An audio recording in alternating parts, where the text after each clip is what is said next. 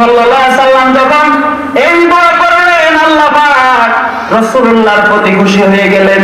আল্লাহ পাক সাথে সাথে হাদিসে কুরসি নাযিল করে দিলেন। জিবরাইলকে পাঠিয়ে আল্লাহ পাক বললেন, হাবিবি অত্যন্ত হাক্কি আলা হাক্কি, হাবিব মুহাম্মদ সাল্লাল্লাহু আলাইহি ওয়াসাল্লাম, আপনি রাসূল, আপনার হকের উপরে আমার হককে তুলে ধরলেন। উহুদে আপনার দান শহীদ হল, মাথার মধ্যে মাথার টুপি ভেঙে মাথার ভিতরে ঢুকলো, রক্তাক্ত হলেন, সেটা আপনার হক ছিল, কিন্তু আপনি উহুদবাসীর জন্য বদদোয়া করেন নাই। হাবিব খন্দকে আমার হক, আমার নামাজ ছুটেছে, আপনি বরদাস্ত করেন নাই। হাবিব আমি আল্লাহ আপনার